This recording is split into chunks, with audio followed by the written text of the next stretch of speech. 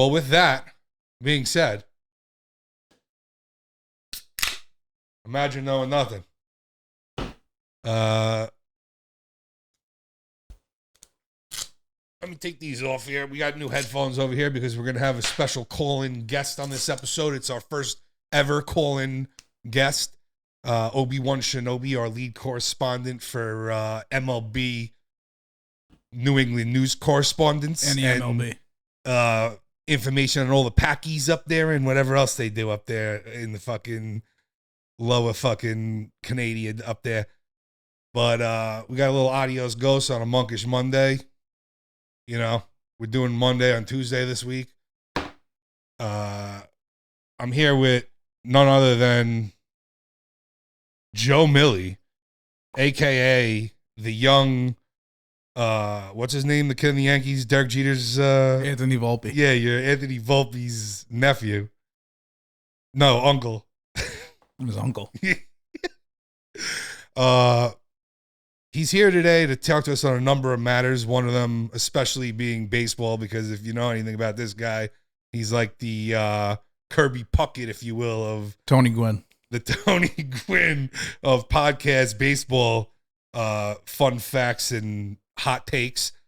He's also a world-renowned record producer, a guy who's worked with the likes of Wu-Tang, The Lox, and many others. He's a guy I used to work with in music for a long time, a very close friend of mine, one of my fucking closest friends in the world, a guy we've been trying to get on for quite a while. He's been ducking us, dodging us. Never ducking. You know, never ducking. It's been 3 years and we've been trying to get this guy on. He's supposed to be the number one member of the fucking Whack Pack. And we're finally getting him on for our first sports segment over here. You know, he's a Yankees diehard, the number one Yankees fan I ever met in my life. And I'm just an arrogant, angry Mets fan who just has been pissed since 86 when I was born and we won the World Series. And yeah, we're going to bring in a little special guest later. We'll get into that when we get into that. But it's going to be our first call-in guest through the Discord.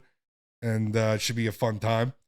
But, you know, Joe Millie, you and me, we first met each other. You were probably still in high school or just out, right? Just out of high school?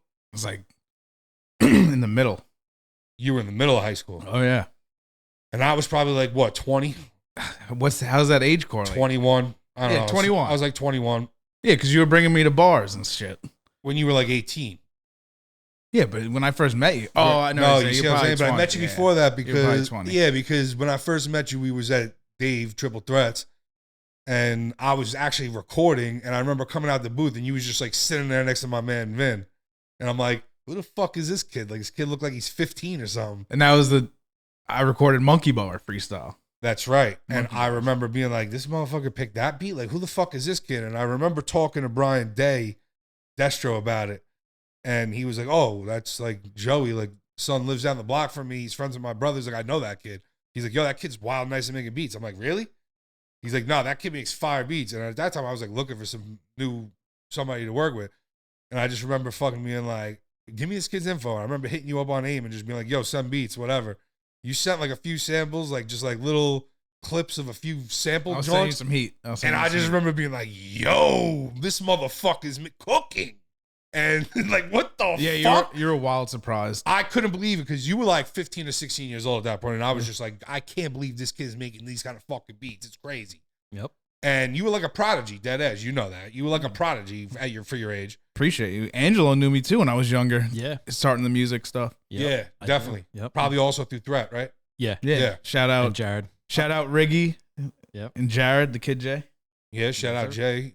But anyway, we got to know each other. We got a lot closer, started working on music, sending me a couple things. I was showing, we were keeping each other in the loop of what was going on, seeing how we could build, seeing what he was.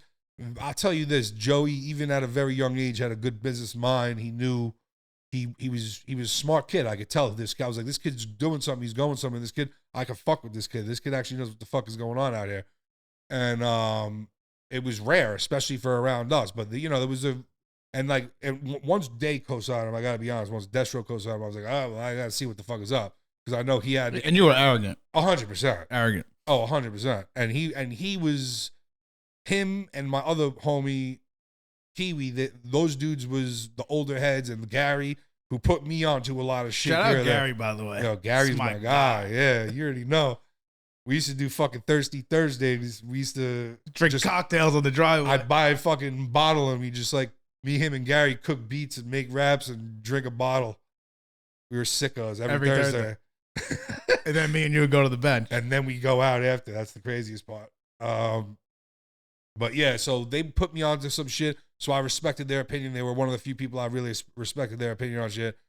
And I remember once I got the cosign from him, I was like, I got to find out about this kid. And once I got to know Millie, I'm like, oh, damn. Like, I don't even know if Day knows what the fuck is going on with this shit. Like, this kid is fucking doing something. Here's the thing is, I've always been a sample-based beat guy. I like soul samples, something with horns, something with some soul to it. And this kid had that shit. Like, and I'm like, damn, like, ain't nobody out here doing that shit. And you were the only one out here really doing that shit at that time. I mean, there was really no one in Long Island doing anything as far as like. No, there wasn't. And that's why it stuck out to me too. Like, this kid's in town. He's this young and he's really on with this shit. He actually knows some shit too. He really actually knows shit at this age. I'm like, wow. And this was before social media. It was like. This was definitely before social media. We were talking on AIM, bro.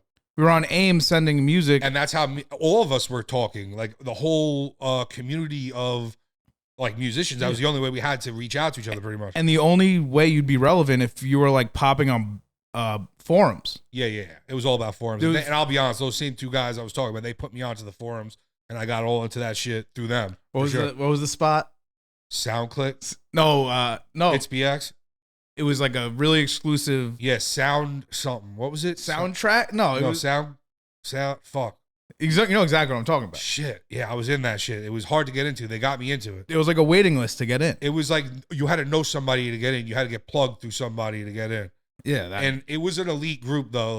It was like the highest end connoisseurs of hip hop. They were all sharing info and whatever. It was like some industry people. It was like a cool little. I forget the name of it. I don't know why I'm blanking. It was Sound Something. Let me know in the comments. Fucking air us out in the comments.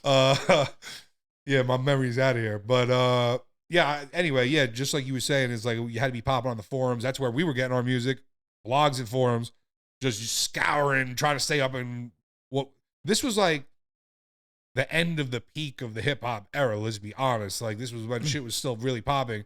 There wasn't even SoundCloud at this point. There was none of that shit. No. The only way to hear music was to be on the blogs and the forums and shit like that and be getting the shares to whatever, you know? Yeah, and there was no way to like really reach an audience. Oh, no. It was all through word of mouth. It was word of mouth. It was everybody had a hype through their own word of mouth. Like, I remember when we first heard in that group, they was talking about, not Nipsey, fucking, who's the other dude out there? Kendrick. They were talking about Kendrick early. That's like, wild. Way before he fucking popped. And they was like hyping this kid. Like, this kid, he's the one. He's the next. He's going to pop. And bro, when he popped, I'm like, damn, like, those motherfuckers called that shit. And I wasn't even I'll be honest, I never was the biggest Kendrick fan, personally. But even back then, I was like, nah, they're overhyping it. Like, there's no way. And like, then he really caught crazy wind. He did have a crazy following. It was the same thing with Wiz Khalifa. I remember when he first started coming up, people were talking about him. And I remember being like, Yeah, because that was like 05, 04. But he had this crazy following. He had these videos with 150, 200 people in it. It just seemed hype. Like, he had his own little following, and that shit built and built and built. Back then, that was the only way. You had to have like this real organic following. You know, nowadays it's not like that. It's who put you on, who put who on whose playlist on Spotify. Yeah, and now everyone has a studio in their house, so they're driving everybody. We was talking about it. We was talking about it with somebody, I forget who, but you can record on your fucking phone now. Yep. They got apps. And they don't sound bad. No, they sound good. No, they sound better than anything we had in 2005. It's alarming. Oh, yeah. Because now you got all these Joe Schmoes just making... Yeah, but they're all making trap and drill shit. They're not making, like, real boom bap hip-hop like we was in. Those apps even have auto-tune on them. Oh, 100%. I've heard it. And it sounds good. It sounds impeccable. Not good. Yeah, I mean, the thing is, everything's an algorithm now. So even the music shit is all like, and bro, I'm so far removed from all that shit. I don't know any of that shit no more. The shit, it's all antiquated already. The shit we used to do, 100%, no doubt about it.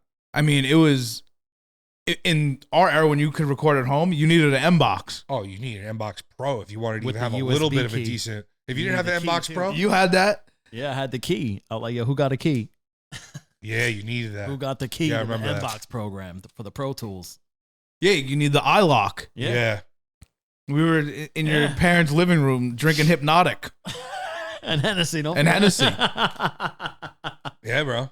I remember these were the good old days, Yeah, bro. Crazy. But it all started a long time ago at this point, and we've been through a lot to get here. And it's just, I like giving people a little background of why people come on this show and why they're fucking a part of this show. And it's like, if anybody has more history that I'm going to bring on this show, it's going to be Joe, that's for sure. Yeah, absolutely. Yeah, I mean, we came up for a long time through the mud of a lot of different situations, business-wise, personal, music, all sorts of shit. Grinding hard every day, really making a run at shit. Going on Twitter, marketing the fuck out of our shit like nobody's business. Having one of the craziest regions. Nobody hustled like us on Twitter back in the day when Twitter first came out, We bro. figured out, we were the only ones to really figure out a system. We had a system that you just reach out, throw enough shit against the wall, you keep on spamming the right comments, and then other people started doing it. Yeah. And then next thing you know, everybody was doing it. We was like, holy shit. This was 2011. This was probably 2010. I don't know when it Oh, yeah, came 2010, out. 2011. It was whenever Twitter like first was starting to really take some momentum here. It was like, oh, like Twitter, you got to be on Twitter. And then we was on that shit. I remember we'd be like, it would be like followed by this person. We'd be like taking screenshots like, yo. Yeah. Yep. It was crazy. Like, Barack Obama follows me. shut up. I swear. Really? Oh, yeah. Are you serious? I don't know how. That's the best. No, but he follows 600,000 people. Not a million, though. True.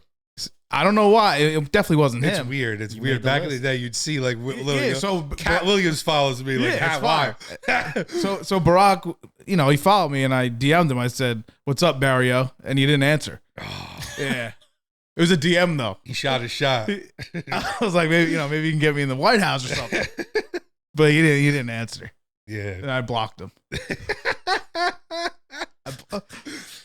I hit the block button so fast. So how dare you? Yeah. So what happened was I was rapping back then, and you was mainly making beats back then. You were rapping too, though. You were always rapping. It was towards the tail end of my rapping career. Yeah, it was. But I still do my guest features. Yeah. You'd do your little shit here and there, and you'd with always the boys, Yeah, like with your boy Jay, you'd be doing shit, whatever. You just Yeah. couple verses here and there, you'd be still rapping, but you was really more concentrated on beats, like for sure. At this point, you were hustling beats, and I remember being like hitting you up and just being like, "Yo, Millie, like, you gotta teach me how to make beats," because I was sick of harassing you. I'm like sending this motherfucker samples every day, like try this, try that. And you weren't bad in the beginning. Well, I had the concepts. But you in my also head. understood like the software and the Well, I was always technology. good with software and shit like that, but I didn't know that program. You taught me the program. Well, and I had fucked with Fruity Loops in the past, but I didn't know how to use it really. Like I just knew how to do basic sequence bullshit. Like it sounded like garbage, but you taught me how to sample, how to fucking slow and make the sample the right tempo to match, how to fucking use plugins and EQs and all sorts of shit. You started teaching me the details, and then I started running with it, obviously, myself, go my own direction, trying to figure shit out. But you gave me the basis, the groundwork of all that shit, because I was like, yo, like, I'm sick of bothering you. Like, let me fuck with some shit, like, and I just kept on going and going. And you knew how to pirate it. Well, I also knew how to bounce ideas off of you, like, where am I fucking up here? Where am I fucking up there? And you could just be like, just blah, blah, blah, blah, like quick little fixes of how I was fucking up, or giving me just critical feedback, like just like, this is blah, blah, blah. And I'm like, oh, all right. And I just started picking up more and more. And then like, eventually you were trying to get placements. I forgot what happened. Did you get signed to Divine? Yeah, I had a production deal with Divine. So that was the first, when you first got a deal with him, I feel like that's when you really started, or was it Jay? Jay got me around rubbing shoulders with Tech. Before that. Yeah. Yeah, I think That that's was like really 09. So I think that's when it really started, when you was trying to get placements through him. Yeah. And me and Tech couldn't land anything. No. I sent him beats. I went to multiple sessions. We couldn't get anything down. Yeah, which happens. He was, I guess he was picky at the time, because now anything I sent him, Certain people were looking for certain shit. Yeah, but he was on a run. 09 too. He was dealing with all, like he had the Ninth Wonder Project, all that stuff going on. Oh yeah, yep. So he had gas. Of course. Duck down was And moving also, right you then. know, I get it too. You have to work with like back then it was like, who's the producer? You know what I mean? And it was like, who the fuck are you compared to he's working with fucking Ninth Wonder and it was Pete Rock. And it was still before the boom of social media. Right. It was on the tail end of. Yeah, it was like the end of MySpace. There's literal CDs in stores still. Oh yeah. I remember when Wu Block 1 came out, there was still CDs in Best Buy. Best moment of my life. life. You went to fucking Best Buy and your CD was sitting there on the shelf as a new release. We were like, holy shit. Yeah, it was next to Keisha Cole and Future. Yeah, bro. I remember it was Rihanna. And Rihanna. Yeah, that was. It was a moment I'll never forget. Yeah. And then opening the CD book and you see the credit in the booklet. A hard CD. I was like, they still make hard CDs. They're just not in retail stores. Exactly. You could buy them. Nobody listens to CDs anymore. But now the new thing is vinyl. So everyone's doing vinyl. Everything comes in cycles, bro. CDs and cassettes will be back too. Cassettes was my favorite era, even though it was annoying and you had to rewind and everything. It was just something about the cassette. Raw analog tape. It was great. Fire. Love that. Hell yeah. Yeah, so that reminds me, for me, that's the nostalgia of like when I was really getting into hip hop as a youngster. I was real young. 3rd, 4th, 5th grade, 6th grade. It was all 6th grade was CDs. 3rd, 4th, 5th grade. It was all about cassettes for me. Like cassettes. I just was all about. Even when CDs first came out, I was like, nah, fuck all that. Like, it's too like futuristic. But then I like started realizing, oh shit, it sounds so much better. Like this shit sounds so much better. Like fuck that. But I remember before I went to CD, I tried mini disc. Remember that? By the way, mini discs were fire. It was amazing. It was just expensive, and it was small, and it never caught wind as far as like gaining traction with the industry, like printing on those shits. It was like obscure shit would be on there. You couldn't get everything on mini disc, but the technology was fire for its time. It was ahead of its time, and the quality was better than CDs. And the things were like the size of a floppy disk, bro. They were small, like a small floppy disk, a mini floppy disk. And you put that in your. It wasn't even that heavy. It was small. I had a nice one, bro. I had a sick one, but it was worthless. Like it was cool for 1 year, and it was like, all right. So it went on a good 1 year run. Yeah, then we had MP3 players after that. But I was very resistant, and then I went to fucking CDs, and then I never looked back. I remember like CDs for me was like when Wu-Tang Triumph came out. It was like, all right, fuck it, I need the CD for that, and I got the double disc CD. Yeah. I mean, that's when CD players became prevalent. Yeah, and that's also when like right the year after that when burning became prevalent. Because I remember being in junior high school, and motherfuckers was selling like Dr. Dre, fire, and whatever, like CDs. It would be like $5, and it would be perfect copy. It's a carbon copy of the CD. Yeah, I mean that was the bootleg era, and then it was also like the mixtape era. Motherfuckers was selling those shits at like gas stations and fucking wherever the fuck else. Mixtapes. Yeah, that was the best. That's a whole nother. Well, I mean, speaking of mixtapes, you know, we made a mixtape called fucking Diamonds in the Rough, and you know that was again early 2011. 2011, we put that out with some heaters on there. All people we met and became good friends with. It was like guys that we, even if like they weren't popular and everybody knew them, we like either respected them or their music, or respected them and their music, and we were like, nah, like this is like is worthy of being seen and heard, like because we were really trying to diversify and branch out and work with different types of artists and see who and like develop young up and coming talent. We had high aspirations. We want to have like our own label and like do our own A&Ring, because we realized even before we just tested the waters in the actual industry that we didn't really want to do that. Yeah. We'd rather do ourselves. But everybody knows when you get to a certain point, it's like you need the machine, bro. Like if you want to make money in that industry, you got to be in a 100%. So in the gears, you know what I mean? But we knew that, but we also knew that if you could do it yourself, that's the best way of doing it. And you know, we started calling ourselves Young and Comfortable. Absolutely. It was you, Jay, Jared. Yeah. I mean, E-Rock. Mm-hmm. E-Rock. And then we'd even have Angelo. We'd walk in the bar, and he would have the drops. We'd walk in the bar and be like, Young and Comfortable. Yeah, everyone else. You gotta you gotta insert that shit. We had a really strong run as an independent little movement, you know? It wasn't necessarily like, no one was really doing much. Everyone wanted to be a rapper, but no one had the engine. Yep. A few were good, you know. Our best friends were some of the best around. Yeah. Yeah, and that's the thing is I've talked about it when I've been on podcasts with Age, both on here and at Shaw's at How's Your Humor. Shout out Shallow. Shout out Shaw, my boy. He'll be on here eventually. But yeah, we talked about it multiple times that like, bro, you and me was like, nah, we're trying to work with like HP and like Khan and like We had the luxury of having extremely skilled artists as amazing, friends. talented artists as close friends of ours, and it was like, why would we even want to work with anybody else when you got this talented in your close? We were blessed, and God rest his soul, Young Mel was another one. Young Mel. Who me and Millie would just listen to it. We had all the best music out, all the best young and up and coming artists working with us, giving us new music to listen to. And me and Millie were sitting there every weekend blasting Young Mel. Yeah. Like, you know what I'm saying? And like everyone in that time, everyone was dropping every week.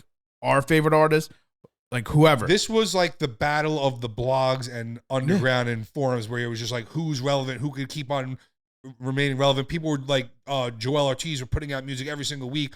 Joe Budden every single week. Certain guys was putting out music every single week trying to stay relevant. It was all about staying relevant, staying consistent. Like now it ain't like that, bro. Now it's nothing like that. No. It's the opposite of that. It's like you put out one song a year and you're like, what the fuck?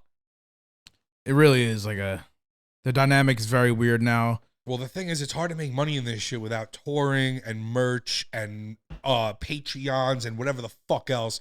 You have to have you have to have your own machine of like multiple different streams of income and that shit to be able to even slightly survive. Plays on YouTube, even if you're a top level musician, like the only ones who's really making real money is like Drake and Taylor Swift. The guys that are getting 200 million. Yeah, views. exactly. The rest of the regular artists aren't getting those kind of views on Even YouTube. if you have like a monster that's like 1 million views, what do you make from that? You guys know. 10K. Bottom line is, it's not a lot. It's not enough to like have some luxurious lifestyle. You have to follow it up with 9 other hits. And I've talked about this with other people as well. It's also like because the industry is different. Back in the day, it would be like they're giving full developmental deals, like high level multi-million-dollar fucking deals just to like make an album or two. Yeah. And now they ain't giving out. They ain't fucking. No, and they're not giving nobody nothing. They're saying, yo, what do you have? We'll buy it or we'll stake it. That's it. The only money they're giving out is advances that you have to pay back. 100%, which is like they already know this is going to make this amount of money. So like no matter what, we can skip it off the top. We'll give you $250K off top. Yeah. And then you're going to owe us $750. And then you know how it is. They want 20% of everything, 360 deal, whatever you do. They'll rape you. Yeah. Raping You Records by the Locks. Great skit. Yeah. Fact. It's a real thing. It is a real thing. CD era. 100. It's been real forever. Yeah. But yeah, so it started. You really picked up, I feel like, some traction when you started going for placements and shit like that, and you was going through multiple avenues, and then you got the deal with Divine. Yeah. And then he kind of made the transition of you into like where you wanted to be. Got me in. Where you wanted to be. Got me into the industry. Where you wanted to be, though. Yeah. Yeah. Like, it was very, trying to like think of the word. Like, my lane was precise, but I was young, so I didn't understand it. So I was just like straight East Coast hip hop. Yep. Which isn't the best money maker.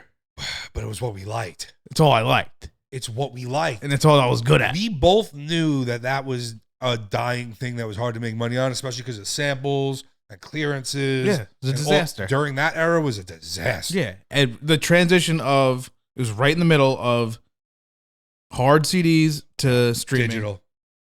Sample clearance was an absolute pain in the Nightmare. ass. You had these weird new companies coming up out of the ground literally just to act as sample clearances. Like what? That's not even a thing. Like they act like they can clear samples and then they're just trying to duck the law. Most of the time they're just trying to skate by without getting noticed. Yeah. So it's it's honestly smart because no one cares. Yeah, but like if you do get caught, you're going to jail. Yeah, and a lot of times they're not willing to risk it for certain shit. You know what I mean? I hear you. So I don't know, but at the end of the day, like, yeah, did we pigeonhole ourselves, especially at first? Yeah, 100%. But it's because that's what we wanted to make, and that's what we liked, and that's what we had a passion for. We loved to do that because we love the music. Like we wanted to keep creating keep it going, the thing, the culture, the essence of what it really was. Like we were like, this is like a dying breed, but we're still trying to do this. Yeah, and I had perfect situations. You had perfect plugs with the guys who we wanted to try to make music with, and and our own side hustles of, like I said, the Twitters and the MySpaces and making connections and just reaching out to people and sending beats and emails and whatever the fuck we had to do just to try to make connections. And I had the lanes to do pop music and R&B stuff. Correct. That was forced music. Yeah, it's tough to do. I've talked about this with Earth too. Like it's just not easy to do stuff that you're not into. Like, oh yeah, no problem. Let me play like a weird like 4-note like melody. Yeah, and we went through our period where you and me was trying to compose shit, and we was trying to do all sorts of other shit, but we got lucky with a few. But bottom line is, it hard. wasn't shit we wanted to do, and it was hard for us because we didn't like that kind of music. Just give me a boom bap sample. I'll never forget, OG Kid Frost, amazing guy, legend, was like, yo, I'm trying to get into like some K-pop shit. This like right now, and he was right. He was ahead of the curve. I didn't even know what K-pop was. I had to look it up, and it was on an epic upturn like at that point. And he was like, yo, I'm telling you, I think he said something like, my wife is Korean. She has the plugs. Like, I'm trying to get into K-pop. That's where the bread's at right now. And he was trying to send me references and then trying to get me to make shit. And I'm like, I can't, bro. I can't do it. I can't. I just physically can't. I can't do it. Like, this is not for me. Like, you had a couple, but they sounded crazy. But it wasn't for me, dude. I can't. I'm not capable. No, I'm saying it sounded crazy. That's what I'm saying, because I can't make that shit. That ain't for me. You had like Japanese samples with like katanas and stuff. It was wild, bro. It was insane. But then what happened was, at the same time, electronic music was making a wild comeback through dubstep and all that shit. Yeah, you were a dubstep producer for a while. Well, as most things in my life, I've had to ride waves and figure out niches and whatever the case may be. And this is no different. At this point, I'm like, all right, so like, I can't do pop. I can't do boom bap. I can't do K-pop. How the fuck do I make money and make something that I could like kind of like to do and enjoy doing this and continue to try to do this? And God rest his soul, Mark was a big inspiration of this. He was pushing me towards like, yo, electronic music. Like, I'm going to all these festivals. It's 100,000 kids. I know. Electronic music is where it's at right now. And I'm like, damn, you're not wrong. But I couldn't make electronic music because I don't like the fast. I'm not a high tempo guy. You know that. I'm a nice mid-tempo guy. Yeah, I would hate you if you like that. So, but what I said was, ain't nobody right now. There's not one person out here trying to flip dubstep as hip hop. And I started doing that heavy and trying to, at this point, I knew you had to brand yourself like any other business in producing. And I'm like, all right, well, ain't nobody else doing this. So I'm going to brand myself as this just so I stick out like a sore thumb. Like, he's the guy for that. Ain't nobody doing that. That if you want to stay hip and current and have a new school fucking hip hop beat, this is going to be the guy to go through.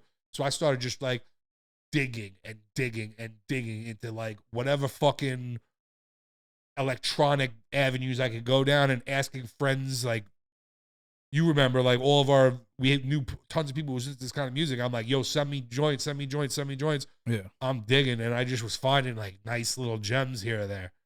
And I just started finding a way to make it at a hip hop tempo and have hip hop boom bap drums on top and find something that was meshing the two.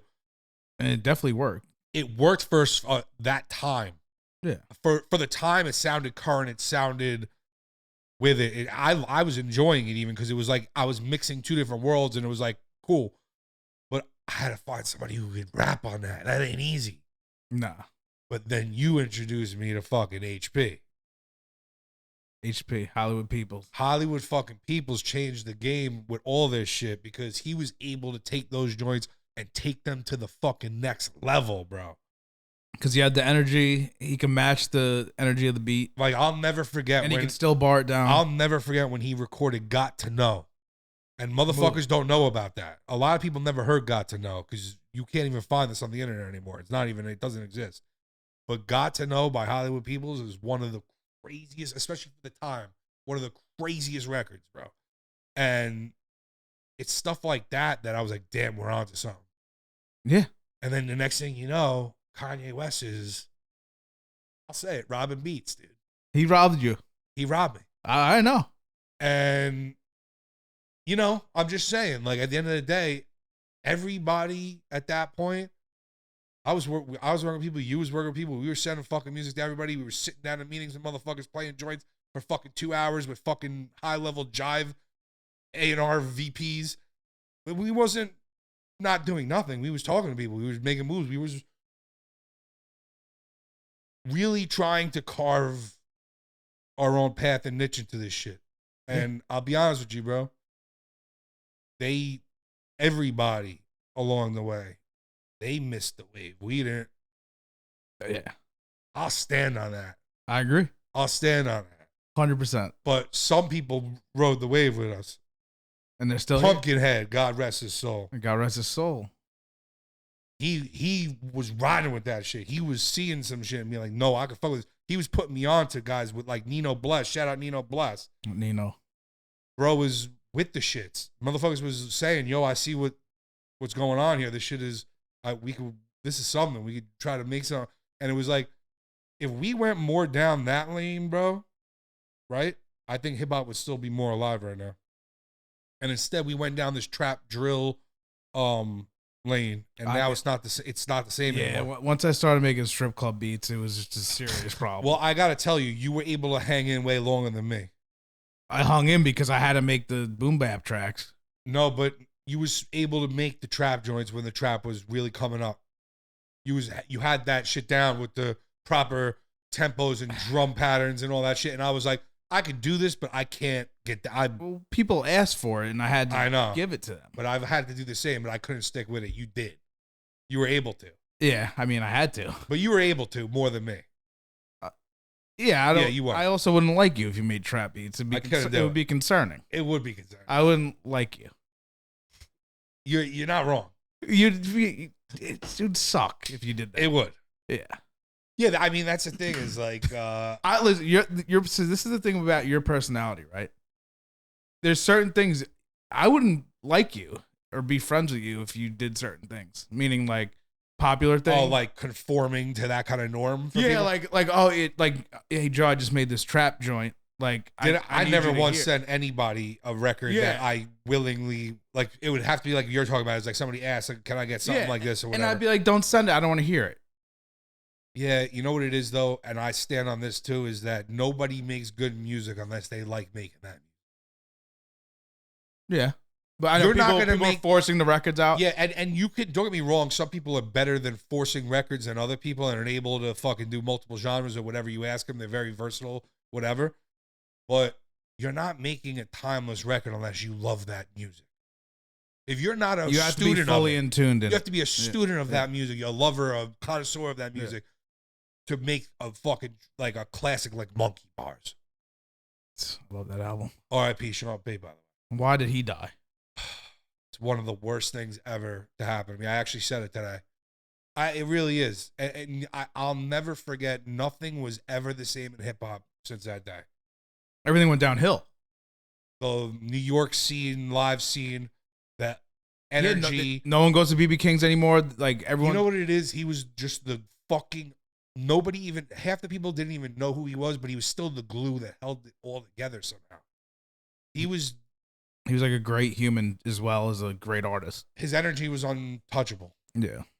You knew it without meeting him, not without being in the same room with him, but we got so lucky. We got very lucky. To be, like, rub shoulders with him and, like, drink and smoke We with were him. very, very lucky. And he was literally a hero to us, and we were able to experience him in his best time. In his prime. In the best environments, too. Yeah. 15-year Duck Down anniversary was one of the best days of my life. 100%. Oh, yeah, me too. We had an amazing time. We were just around absolute legends. They were having the best time. They were celebrating some of the best music ever. It was just like fucking, it was an epic, timeless moment. And me and you were the only ones that were, like, randomly, like, in there. Correct. Everyone else was label guy or artist, talent, whatever the case is. We were just two kids from Long Island trying to make beats. Shout out Jay for getting us in there, bro. That was fun. Honestly, Jay was a lot of fun, man. We had a lot of fun with him, bro. He was a good guy, man. And, you know, that, like I said, a couple of those times, it was just, it's irreplaceable. I mean, shout out Earth, too. He took me to a couple situations. Put you in similars. I mean, shout out Craig G, because he's really the one behind all that. You know, Craig G's a fucking legend. Yeah. Remember when he not Checkmate, the Country Corner? Country Corner. He performed at the Country So Corner. I was telling Earth, he didn't remember this. Do you remember he was calling everybody out in the bar and rapping about what they was wearing and everything? Yeah. The shit was amazing. The Country Corner is like an It's the size of this room. It's a saloon It's the size of this room. that served great food though. The mac and cheese there was official. The macaroni and cheese was on. It was official. Chef was very good. Shout out Chef, whoever that is. Shout out Ben in the Country Corner for the Oh, good old Ben days. hired the chef. Or who made the food? It was Derek worked there at one point. I know. My boy Derek. Shout out Derek. Derek, good name. Name drop. But yeah, so anyway, Joe still makes music. I stopped making music probably, I don't know, 2014, I'd say. Realistically. 2015, but really 2014. Yeah, it's been a while. It's been a while, bro. Yeah. But, you know, I still love music. You know that. Yeah, I still searching, you know, shout out 38 Special. 38 Special I'm a huge fucking fan of. And even all the Griselda guys, Westside Gun, Conway, Benny, that whole crew from upstate, they really revitalized and like brought back something to hip hop for me that was like, thank God, if it wasn't for this, like what the fuck, you know? And we saw Westside at wrestling. Oh man, so yeah, you took me to the 25th anniversary of fucking Raw. Unreal moment. Which was amazing. 500 people in the original room. They taped Raw. We was first row sitting next to Westside Gun. And that's Westside Gun. So we were there first. We was drinking beers. We were actually hammered. Me and Millie were already hammered. And Westside Gun just sits next to us. And Joey just taps me on the shoulder like, bro, Westside Gun just sat next to you. I look to my right. I'm like, holy fuck. He was really just chilling next to me. I'm like, what the fuck? He was by himself, too. And then me and Millie were like, I mean, nah, like, we got it. Like, yo, I'll never forget this moment. Millie said to him straight up, shook his hand, was like, I love your street biblicals. Yo, he told him he loves his street biblicals. I'll never forget that. As drunk as I was, I'll never forget that shit. It was one of the best comments I ever heard. And he laughed too. He was cracking up. I was hammered. I'm like, I got to get a video. He's like, go ahead, bro. And I got a video. I was screaming and yelling. Yeah, we were too dumb enough to take a picture. We didn't take a picture. I took a video. We were hammered. You took a video of you just yelling at the top of your lungs. I was screaming, it's Westside fucking Gun. like he was a wrestler or something. He is though. No. Oh, yeah, he is. He's as epic as a wrestler. And by the way, shout out him. He's always been. Yeah. He has like always represents the product. I love that, bro. He always has some fly wrestling gear and shit. Like he was wearing some fly wrestling coat that day. I was like, this guy's the best. He's by himself. And those tickets was expensive, bro. 500. They were 500 a pop. He was just chilling next to us, watching it first row. We were sitting right in front of Jerry the King Lawler and fucking JR. They were 2 feet from us. It was crazy. Shout out to A&E. They got me the tickets. Yeah, word. And also shout out the cameraman who put us on camera. If you watch the 25th anniversary of Raw, you'll see me and Joe chanting for the Undertaker when he Undertaker's came back. in the ring. It was when he first came back after his retirement. It was crazy. A few people had heart attacks during that moment. Oh yeah, dude. It was epic though. We were hammered. It made no sense. Because Oh, everyone went to the Barclays. Yeah, that's because that was the big show. It was the main street. They were doing 2. I think Stone Cold was over there. Yeah, Stone Cold. We missed Stone Cold, but we got Undertaker. They should have done it opposite. We got DX too. Yeah, we got DX, the full DX with the new guys, and Finn the Balor Hardy and Boys. everyone. Yeah, And the Hardy Boys. Yeah, Hardy Boys came back. And Miz, who was at the top of his tier, and he was a great heel at that whose time. son, the German guy? Oh, Finn Balor. yeah, Finn. That's what I said. Finn Balor. With all their prime. Yeah, it was great, dude. That was a fun ass time, bro. That was crazy. And they had Lagunitas bottles. Oh, we was crushing Lagunitas, dude. Lagunitas. We were grabbing 2 at a time each, double 2 fisting. at a time. Fire. But all right, let's get into some sports here. You know, being that it's sports talk radio with Joe Millie and Obi-Wan Shinobi, I guess we might as well do baseball first here. I'm drinking out of this Bozo glass, and I'm gonna just let you know right now. You know, Millie and him are the two of the biggest baseball guys I know out of all my friends. So I've had conversations with these guys in person and online that have been some of the funniest baseball talks I've ever heard in my life. So I figured I might as well share this amazing tandem with everybody. So let's bring them on here through the Discord channel. Yeah, let's put on our headphones so we hear this fucking guy. We got my boy Obi-Wan Shinobi, aka fucking Nolan Ryan. Nolan. Which shout Nolan out, Ryan here. shout out your son in. Nolan, who's great Checking guy. in from downstate Canada. Yeah, bro, you're really out here, bro. You're matching us too. I love that you got the gear on with us, bro. You got to send you the eye black next time. You take that. And we got baseball your gloves mitt. over here. Yeah, that's it. We got baseball bats. We got all He's sorts of things. he's going ready, on. dude. He's ready to go. So, I guess let's just baseball season coming up. What are we looking at? What's the schedule here of baseball, Millie? I think the Yankees are going to win the World Series. I mean, the Red Sox are going to be mids. Red Sox. The Red Sox are going to be mids. What about the Mets, though? The Mets had some catastrophic injuries. Well, the biggest Mets will be there. The closer problem is huge. Edwin Diaz got fucking trampled by his team celebrating in the World Baseball jumping up Classic. and down like a jerk off. It was a jerk off fucking thing. They were all. I mean, here's the thing: is like I get it, like have fun, whatever, but you can't be getting that crazy, like jumping on top of a guy when you're dealing with a guy who just signed the fucking $103 million deal. I mean, I don't. Why is he jumping up and down with steel spikes? I gotta tell you, I know you love the World Baseball Classic because it's like for you, like, oh, baseball season's here and we're gonna watch baseball. It's gonna be great because you're a baseball guy. But for me, it's like, why are we doing this? It was a shit? clown show.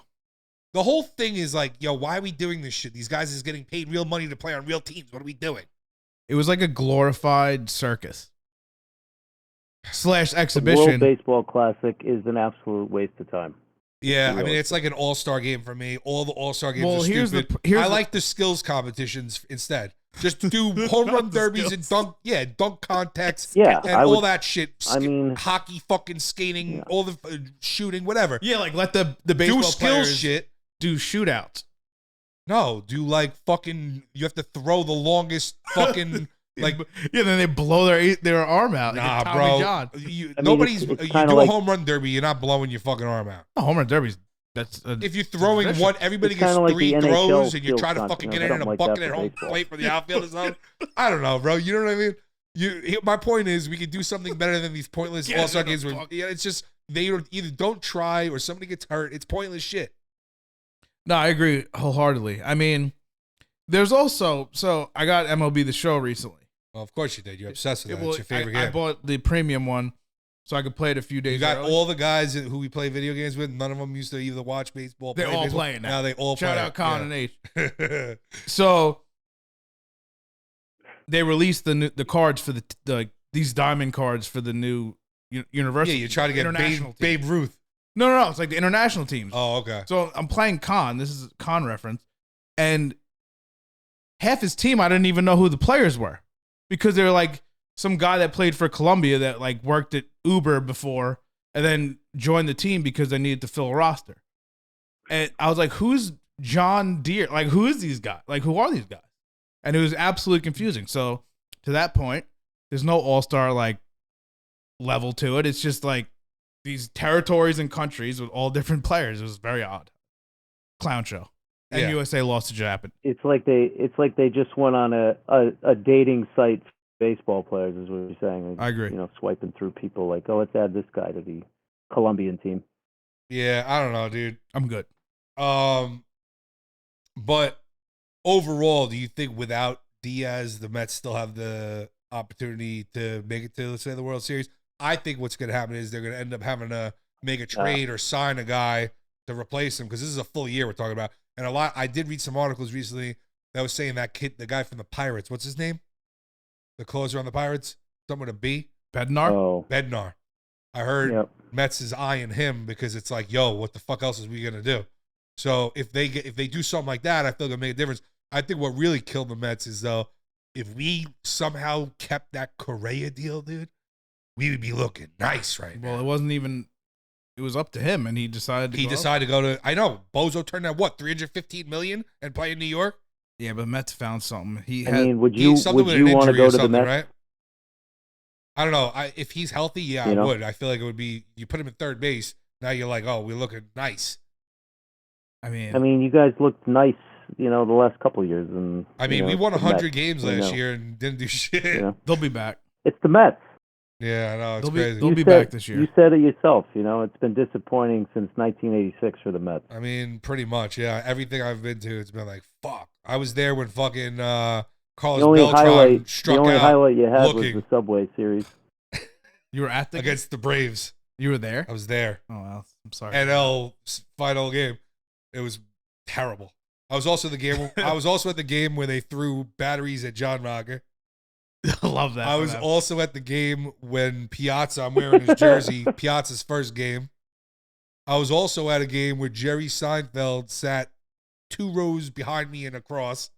He was I could look over my shoulder and see Jerry Seinfeld. Did he get spit on by Keith Hernandez? Nah, dude. Keith Hernandez just sells gold on fucking News 12 now, bro. He does own a pawn shop. So, Right? Yeah. wow. Right. That's what Keith Hernandez is doing Yeah, now? He bro. owns a pawn shop? Yeah. He buys gold, bro. Buy and sell. All right, and then we got the Knicks. We're looking at a playoff spot, probably the 5th seed here. End up fucking I mean, I don't know. you get no chance against the Celtics. Let's be real. Well, let's be honest. We can't have probably gonna Julius be the, Randle play the way he played conference. 2 years ago in the playoffs, where he was non-existent. We're not going to go Well, nowhere no, if he if does Jalen that. Brunson's hurt, we're not And going if to Jalen Brunson's hurt, we're fucked. But shout out quickly for really stepping up in his absence. 40 lately. points yesterday. Bro, no. In general, I'm sorry, but I've been saying this since this fucking rookie year. I'm the only one who's been saying it since day one. Yo, they need to somehow, however you figure it out, you work in Quickly and Obi Toppin. Those 2 guys are fucking spark plugs that are irreplaceable, that add a different energy to the game, a different tempo, a different style. You get these guys involved, bro, and they can keep up with anybody. They don't. The problem is it's all politics in New York. It's all who spent what on who and who thinks who is what and who's going to get the ESPN traction, whatever the fucking case may be. It's all bullshit politics. And that's why guys like Cam Reddish didn't work out, bro. Cam Reddish should have been on a team. We should have never let that guy go. You should have been in the rotation. You make him work too. Good defender. And if we had him and Josh Hart and fucking Obi Toppin and fucking Quickly and all these guys, you rotate them in. Also, what are we doing? We got fucking guys sitting on the bench that don't see 1 minute. Derrick Rose doesn't see 1 minute. Well, they use Rose as a mentor. Yeah, but bro, you could put him in for 2 minutes here or there. No, they do when we're up 40. Yeah, but bro, I'm just saying, in general, you keep everybody fresh. You work different fucking put him squads. in for 2 minutes. You just put him in. Shatter his entire ankle, dude. I mean, it's true, but I just feel like you can work people in certain situations, certain games where shit isn't working. It's like, fuck it, do this, do that. Thibs doesn't like to change enough. Like sometimes you got to make a change as a coach. That's how I feel personally. Is like this guy can make more change and it would make a difference.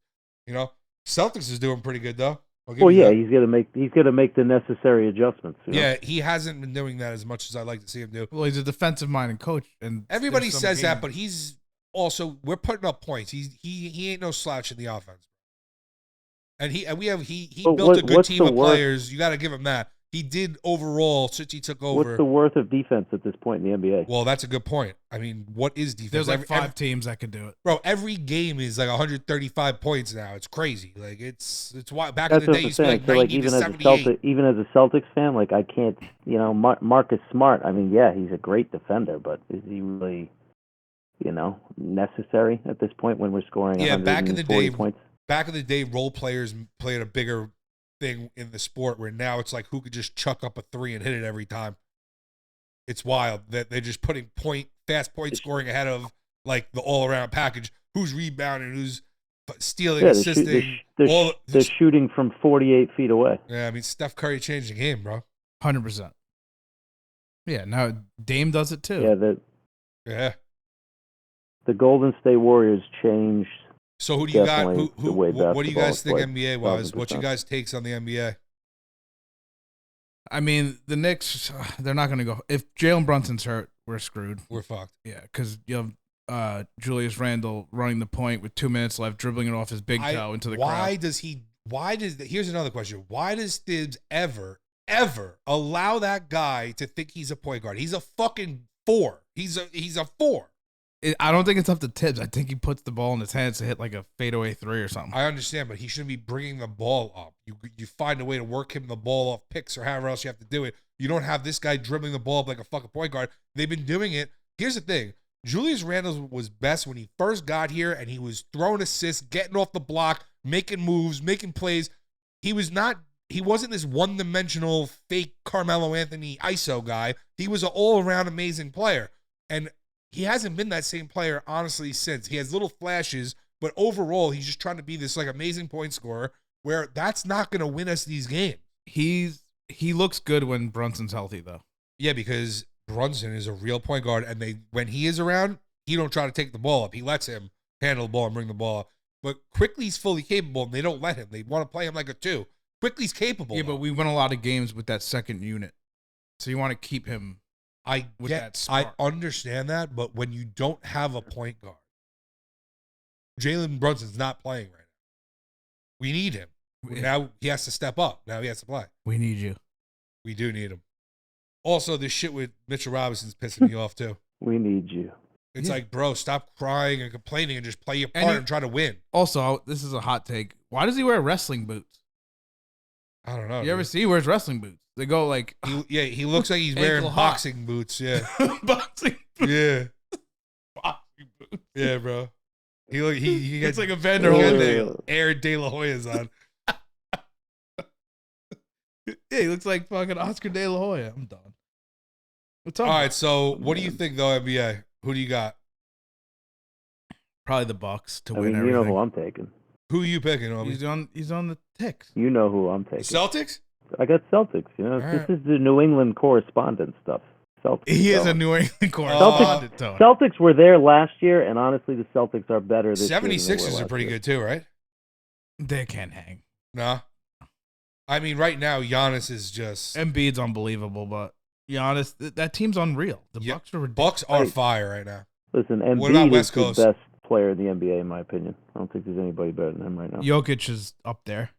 100%. I mean, He has been. Giannis is probably the guy, but I don't know. I know what you're Giannis saying. Those can, three are like pretty much. get past the Celtics. I think And ever that's- since that's Kyrie important went for to him this fucking year. Dallas, it's a disaster. No, they hate him. He hates them. Luke is pissed. Hey, Luka hates him. Hates him. He's pissed. He's like, yeah, I don't have fun anymore. Well, It's no good. Now look, Kyrie's gonna go to another team. Yeah, I don't know, He's bro. like a rental. Yeah, I don't know, dude. Hey, look, Kyrie's just turning into the Ryan be honest, Fitzpatrick. He of should the, just come NBA. on our You know, podcast he's and gonna be a talk about journeyman. conspiracies with us, dude. He'd be better off, bro. Kyrie would probably do it. Yeah, he should. He should come here and talk to me about Flat Earth. I'm down, bro. Angela, you have his agent's info? Yeah, I'll get on that. We'll talk about the firmament. I'm in. Bilderberg? Yeah, bro, all that. Remember, Hey, get you him know, on here. while I have Millie here, I'm gonna reference like Millie Witness. I've been doing conspiracy shit forever. Like Since 09. before that. Well, I know you since 09. But you've been witnessing it since 09 or earlier. Well, you show me, yes. You've been watching Alex Jones with me in like 2007. Oh, yeah. Yeah, bro. Fucking Obi. I can't believe we got Tinfoil Obi on the tone, pod, you know. though. we got Obi on the Tinfoil pod tone, in the that's what it fucking is. AM radio Discord fucking voice. I love it. He's a caller. He called in. He's Called in, dude. First time, long time. Yeah, it's like Fucking first time caller, long time listener. all you right, know? so what about football here? Now let's talk about a little football here. Giants I mean- paid $1 million Oh, $1 man. million per second to fucking Danny Jones. I don't understand what's going on there.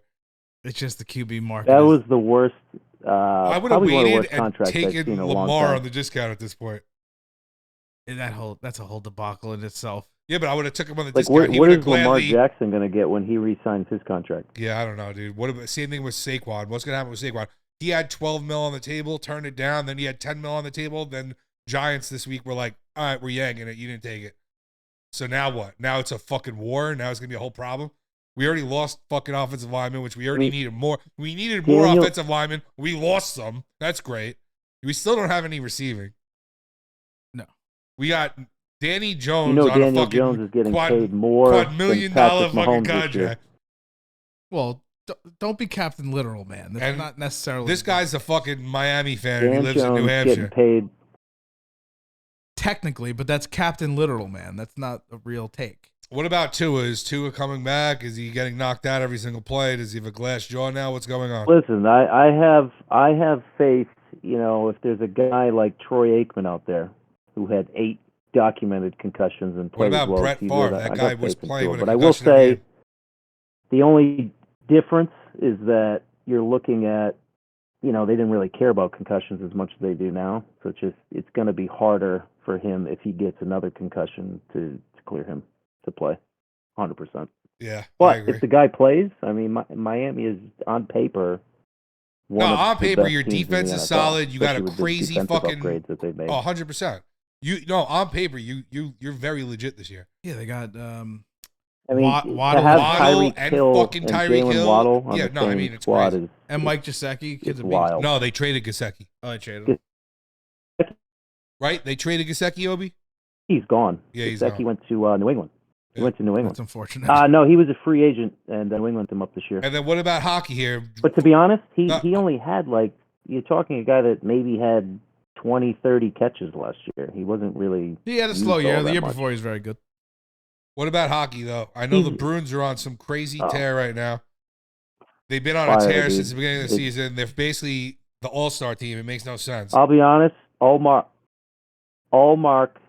is probably going to win the Vezina. I wouldn't be surprised. Yeah, I agree.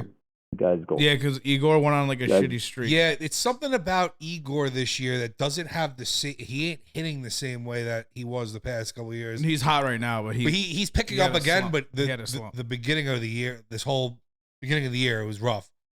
But you want him to pick up at this time. I mean, that's, yeah, of that's course, a good thing. It's like a hockey. You know how hockey is. Yeah, you got to be hot at the right time, which is, let's be honest, playoffs. Like, but we got a playoff berth here. We're what, fourth spot or fifth? I think we're fifth.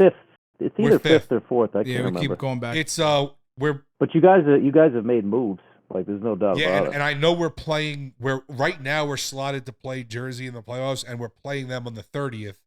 So that's gonna be a big game. Might decide something. Yeah.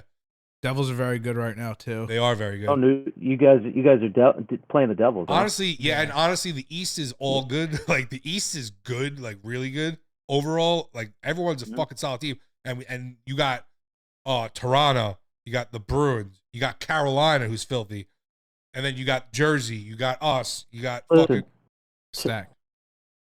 Toronto, though, you always got to count them out because they are. Yeah, they blow it no matter what, lifetime right? jokers. Yeah, they blow it no matter what. Their goalie sucks. No matter how good Toronto All is, the they Canada always teams blow seem it. to blow it. Like, Toronto. even Edmonton, they have like two of the best players in the entire league on the same team, and they can't do shit. Like two of the best players ever. Yeah, Yeah, because they let up 7 goals Ever. a game. you're right. it's crazy. I mean, how many goals does McDavid have this year?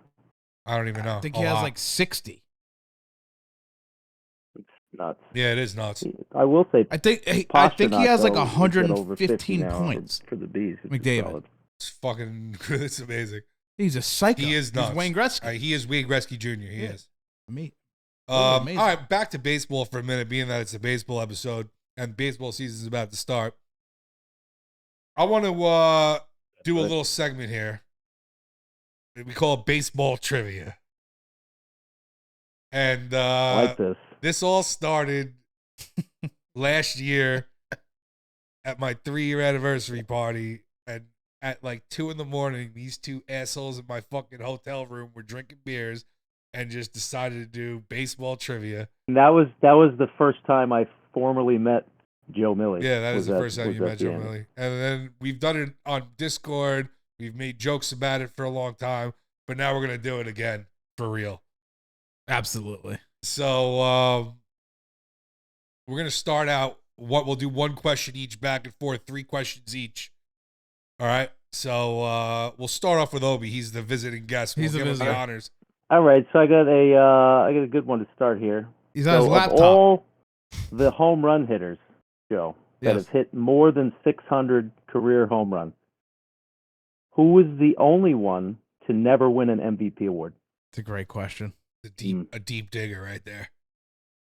It's a deep digger. It's a fucking Minecraft. This is a Minecraft. real one. To never win an MVP. Never won an Only one. MVP. Only one, right? Only guy with over 600 home runs, no MVP. I'm going to say Hank Aaron. No, No. All right. I will give you. I'm gonna give. a hint. Let me get a guess here on this. Absolutely, you're part of it. Jim Tomei. Oh, yeah, let's see it. Jim Tomei is correct. Whoa! Wait, what is that? A little I'm text not work? even the A baseball little guy. I'm the text furthest work? thing from the baseball guy. So a little text work to. No, I amp the swear, channel. I swear, Wow, that's Obi, an inside job Obi, right there. true or false? True or false? I've No, never look. heard shit. 200%. He's laughing. No, he's laughing because he Inside can't believe it. job. He's I mean, laughing because right he can't now, fucking believe it. B-Tone looks more knowledgeable about baseball than Joe. Yo, Burrow. well, See, first off, it's can a we whole talk about the narrative. last time we It's did a this? whole narrative. The last time we did this, I stumped you two with the Frank Thomas Big Hurt question. That was a good one. All All right. right, but did. go ahead. So it's You Millie's did get turn. me. So It's Millie's turn. inside job work. So That's it's cool. These guys one. are in cahoots. And he's got his laptop open with his right I hand. got 1 see it. point. Both of you guys got 0. Go ahead. You're up, Millie. All right. Well, then you both have to answer then. Well, if he misses, I get to answer. All right. What manager has the most ejections in MLB? Yeah. I'm gonna go with. I already know this. It's one of two guys, to be honest, and I I'm gonna go with Lupino. Very close, but wrong. Tommy Lasorda. It's got to. Very close. Oh, Billy Cox. Billy Cox. Is it? Hey, yo. Okay. Yeah. Yo. Yep. That's he was Orioles, right? Cox? Billy Billy Cox Cox is a great name. It's a hilarious name. Hey, how you doing? My name's Billy Cox. How you doing? By the way, there was a player Uh, in the MLB in the 70s named Rusty Kuntz. But it was but it was spelt Rusty Kuntz. Rusty Rusty cunts. Holy Yeah. shit. And Coco Hey, Crisp. yo. Shout out Coco Crisp, though. Shout out Coco Beware, bro. Coco beware. Why not? All right, so we got 0-0-1 still.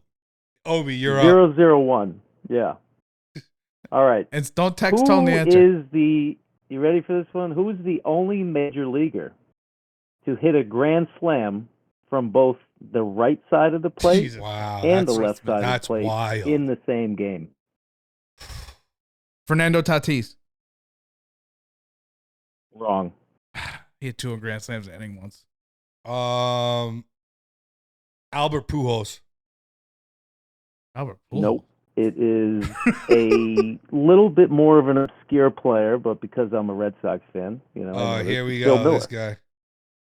Who is it? Bill Miller also won the Bill batting Miller- I've never title even heard with of a Bill very Miller. Yeah, low he was out. batting average. Should've Bill asked my Miller, dad's dude. question. What the fuck? Who the fuck is Bill Miller?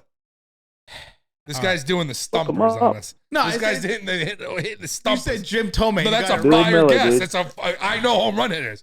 He's a home run hitter. Bill. He was a juice fucking head. Miller. You don't think I Look know it the up. juice head home run You hitters? do love the juice heads. We're gonna get into the juice heads after Oh, this. yeah.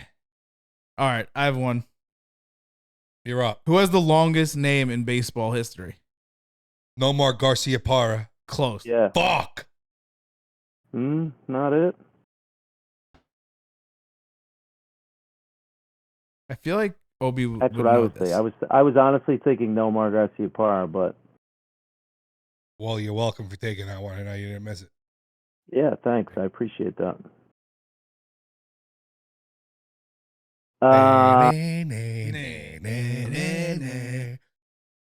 I don't want I to don't get know. copyright infringement. I'm going to give up on that one. His name starts with Jared. Jared Lorenzen. Jared? S. Jared? No, you'll Shout you'll- out you'll Jared get- Lorenzen. I want to give Obi RIP. a layup because Jared, he's a good man. Jared Solomachia? Yes, sir. Wow, he He nailed got it. it. I don't even know who that is. Good job, Bob. Because Opes knows He's he a knows catcher the for the answer. All right, so all right, so we got one more each, and then we're done with this segment. We got because I'm ready to talk about juice. Go ahead, Opester. All right, you ready? First time, long time. Word up. I got two of them. I'm gonna give you Type. guys one local to your Okay, you know, Jacob DeGrom. area.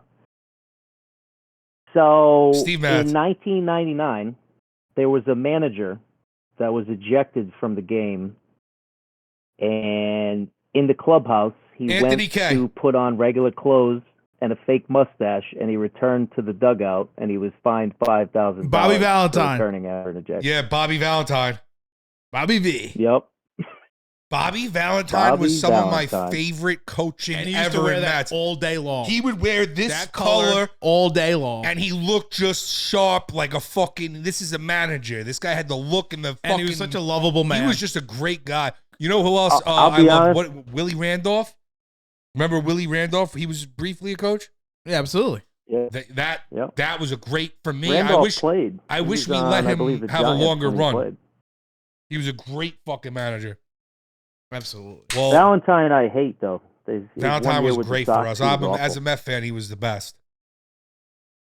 He was awful for the 1 year he was in Boston. All right, so we'll end it on that for this portion of the show for this episode. But while we're on the baseball topic, Let's go.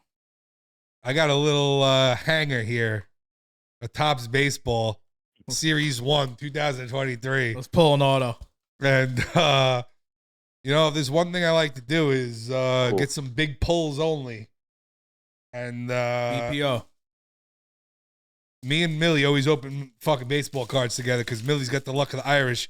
And we're going to keep fucking Obi on here because he's got the luck of the Irish too. Certainly does.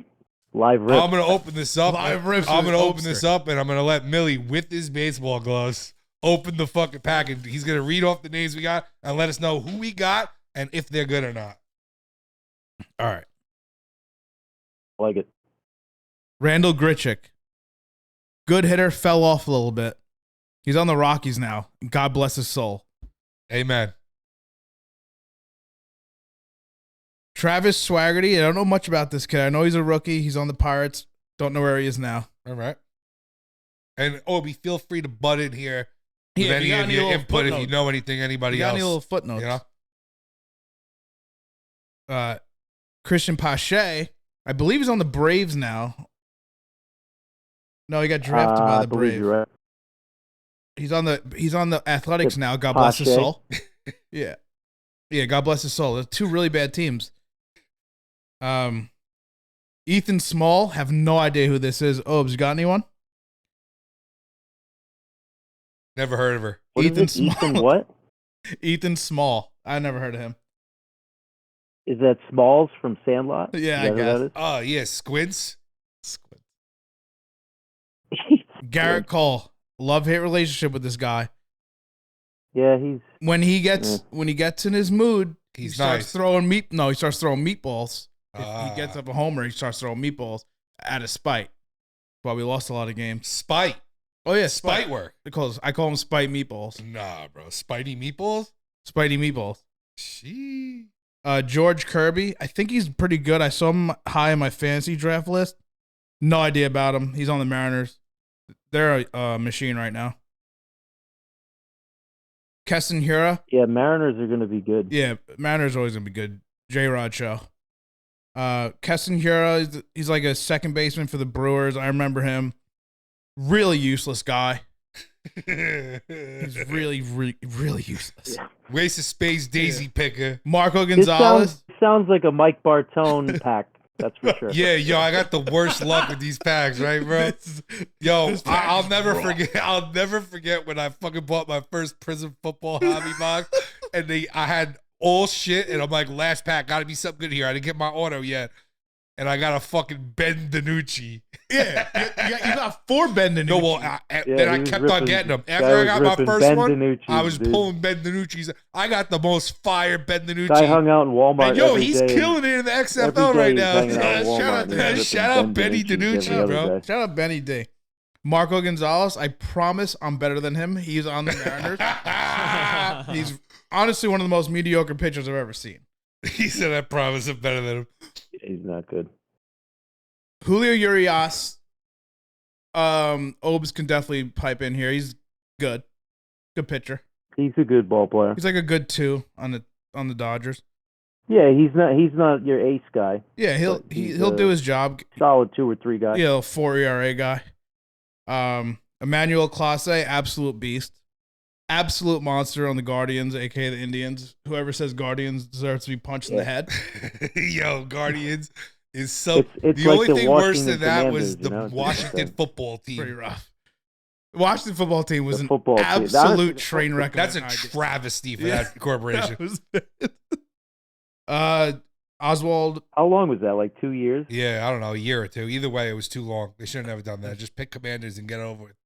Oswald Peraza. Mm. I feel bad for his son because of Volpe, aka me. Yeah. he AKA Derek Jeter got Jr. sent down. Oswald Peraza got sent down because of Volpe. Oh, word. Yeah, because they're moving Glaber. Glaber's going to play second. So Yeah. hope you well in your journey. Hopefully you get traded to a good team. Ryan Helsley's very good. Cardinals reliever. I know Obe knows him. Keegan Thompson, no idea. Never heard of her. Never heard of her. Never. Nope. Same. The kid Bello from the Red Sox, you remember him, Obe, right? Rayon Bello, he's a pitcher. He's pretty good. I had him in the show. That's all I know him for. Listen, I'm not excited about anybody that's on the Red Sox. Yeah, right he now. said he said the Red Except Sox for are Devers. mids. Devers is the only guy that's worth anything to me at this point. Kyle Gibson, he's literally 57 years old. I don't know how he's in the league still. It's because baseball players can last, bro. They just need a little juice. Some peptides. We're gonna talk about it. Let me know. I'm telling you. Taylor Ward, Yes, good player. You need the juice. Taylor Ward plays to the right of Trout. Yeah. He's pretty good. Good hitter. He can also catch. Kyle Stowers, I have no idea who that is. Never heard of her. Taylor Rogers, good pitcher. Obe knows him. Yep. Pretty good. Imagine being the Angels, though. Back to the Angels, having Shohei Ohtani. Shohei Ohtani and Mike Trout, how do you they like? just can't win. They should just be mangling everybody with those. They don't have one pitcher. Oh, it's such a travesty. They don't even have one good pitcher, let alone And great Mike pitcher. Trout wants to be like a lifer over there. It's like you have a all-time player. Give the guy something to work with. I know. And But they got Shohei Ohtani on top of it, so it's like, yo, you got the two biggest puzzle pieces. Like, make it happen. It's a great point. Marcelo Zuna. And what was Trout's contract? Like 13 years? Dude, Trout's it's there forever. he's Lou Gehrig of our generation, dude. He's It's a the most accurate multiple- statement of all But time. I'm not mad at you. Marcelo Zuna definitely does steroids, and he packs huge lips, like bomb lips. Yo, bro, Looks like what's wrong he's with chewing that? on milk. packing double long cuts Yeah. with the fucking Absolutely. sustanon and peptides Yeah. and human growth And he hormone. beats people up, and he fights too. definitely does. He fights, and he's definitely on steroids. I mean, let's get back to that era of baseball. What's wrong with it? I mean, I miss those good old days of baseball where everybody just takes peptides and hits home runs and fights. That was great. And they pack Have lips. Pete and, Rose just betting get on back to himself, everything. By the way, Pete baseball Rose. when you really boil down baseball, it's just a bunch of cheaters. Everybody who plays baseball, they're all cheating. Pine tar, fucking sticky glove, Yeah. fucking steroids, fucking cork it. bat, Banging trash fucking cans. doing- Banging trash cans. You know? doing silly Hate them signs. You know the fucking what? You know what I mean? Listen, the MLB There's some really big enjoyed cars in this steroids. pack. They I promoted enjoy steroids. at one steroids. point, Steroids in are my great. opinion. I'm gonna go on record. Steroids And- are great when used, not when used, not abused. When used correctly, not abused. Yeah. It's great Of for course. any athlete. Oh, what is that? An ace? It's a very cool card. That's a fire card. It's literally shaped like Dylan Cease. it's shaped like a playing card, and it has an ace on it. It's fucking dope. That's Dylan fire. Cease is very good. That's a dope insert. Listen, I like inserts that. ain't worth shit no more. Back in the day, Who inserts is was it? all about it. Dylan Cease from the White Sox. I don't even know who that is, but I'll send this He's to good. my boy Mikey Schmidt because he's a big White Sox fan. I told you. I said what I said. This card is rough, man. Yeah, pack. my pack is rough. It is what it is. You know how it is. Oh, what's that? What's that thing? Anthony bro? Rizzo, Yankees. old school guy. Rizzo. Shout out Riz. Yo, shout out That's my my- boy Jakey Botch. You know that's what he my would say guy. now? That's fucking Italian. That's my guy. Anthony Rizzo. Now he's Italian. Ozzy Albies, Kyle Hendricks, Mark Canna is very good. Who? Marcana? Yeah, he's a beast. Imagine not even knowing your own team. Dude. Who's that again? The fucking pitcher with the ace? Dylan Cease. And what's his story? He's good. He was on the White Sox. He was with Lucas This guy didn't even Giolito. know who Max Scherzer. He didn't even know who Max Scherzer. Yo, was I'm not when he gonna lie, started. bro. You know how little I paid attention to baseball. This motherfucker texted me one day, like, "Yo, you guys got Max Scherzer." I said, "Yo, who the fuck is that?" Yeah. And then I looked him up, and he looked like a Look at the fucking fucking- wolf. He has like the most, he has the most wild No, he's eyes got, I've ever seen in my life. He has two eyeballs. I had Yes, no he's- idea who he was though. 7 colored No idea. eyeballs. Well, that's concerning. We hopefully Tone He's was like, who's naked. Max He Scherzer? looks like a fucking only the best pitcher of the Steppenwolf. past like 10, 15 years. No big deal.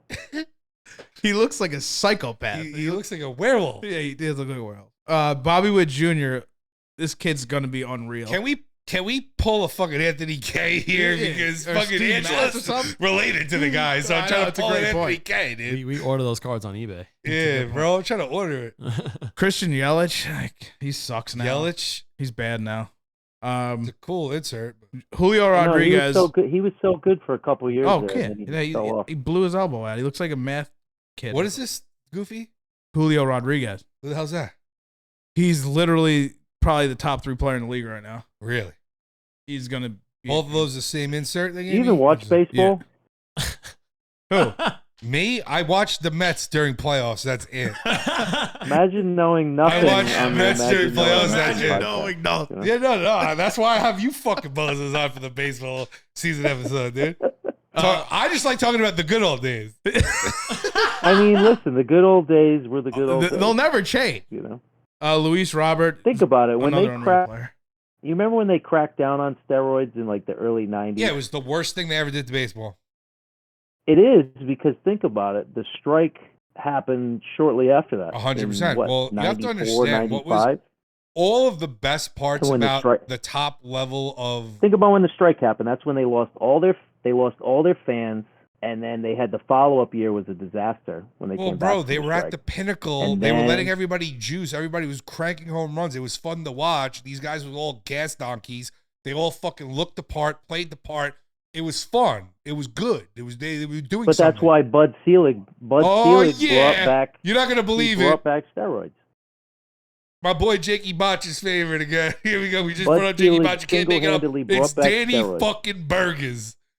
Danny. Look at the guy. He's fucking eating burgers. Danny Burgers. We got a Danny Burgers. I love it. He's gonna be the Fucking Burgers. permanent DH. He's gonna end up Burgers. winning the DH job. He lost a couple lbs. He's fucking maybe taking a little fucking peptides. Hopefully, you get him on the IGF insulin growth factor. You know what I mean? Case that because Case it, it's a Bobby Witt rookie card. Dude. Bobby Witt. All right. He has a mullet though. It's very. So do concerning. I, dude. No, but he has no sideburns or beard. He's So does Yeah. fucking Obi. Obi looks like Cougine if he was He has a fucking beard. Irish I'm from looking fucking at New England. He looked like dude. New England Cougine, dude. With a beard and a chin. You know? Beard and a chin. The rest Guy of this said no pack is chin. absolute dumpster fire.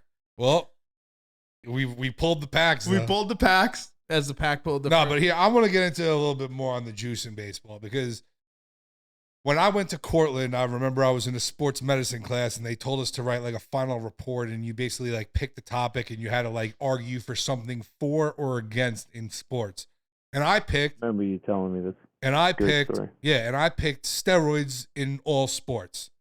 And my argument was that all professional athletes should be given a blood panel and should have all of their metabolic and hormones and all of their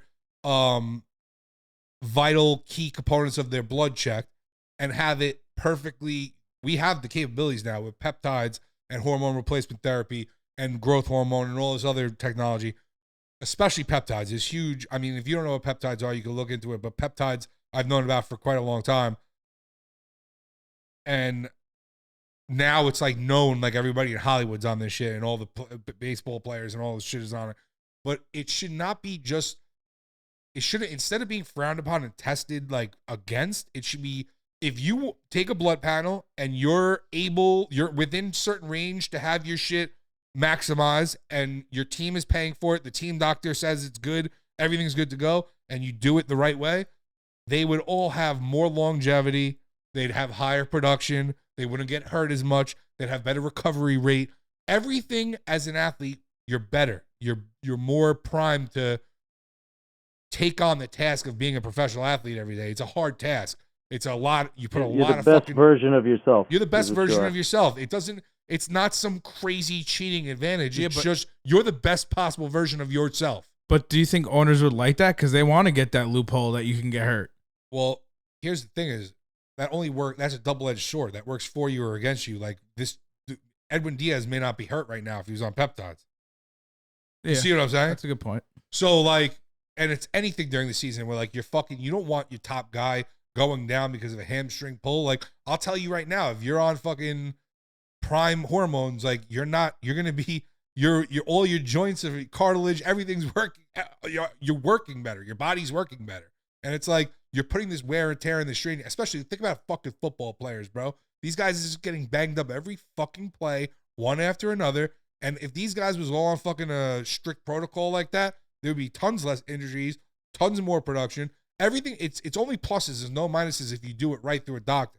There's very little, and it's like, if these guys are willing to take any of the so-called little risks there are with any of this shit, it's like they should be allowed to. They're taking the risks with their bodies every day in the sport. You know what I'm saying? But anyway, bottom line is like I made that argument as a young kid, 18 years old in Cortland. And I'll never forget, like, I thought the teacher was going to like fucking have like a sit down with me and tell me what an asshole I am. And I got an A+.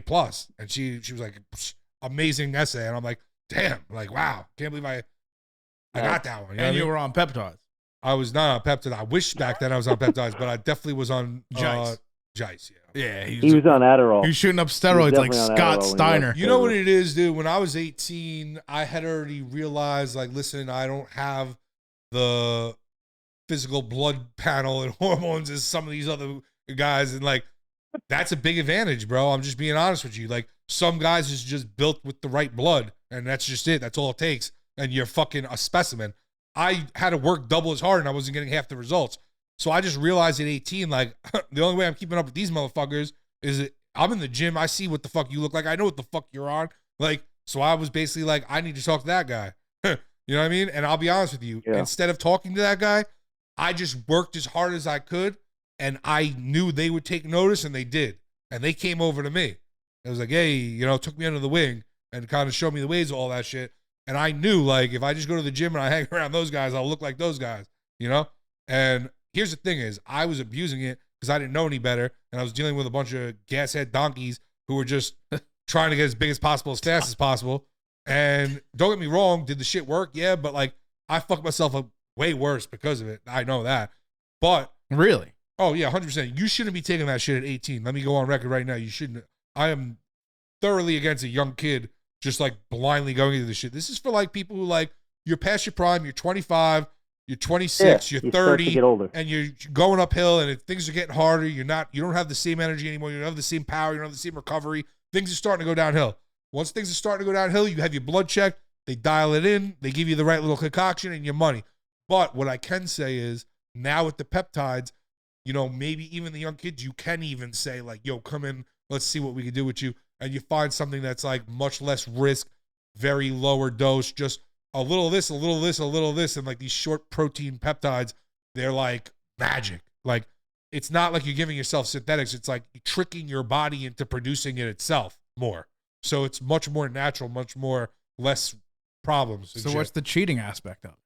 I don't think there It's is. just a lot more. There's a lot more research behind it. Well, now you know what it is? than I there don't was, even think most you of know? this shit is fully testable for right now. To be honest with you, the peptide stuff is hard to test for. It's just basically like prove it at this point.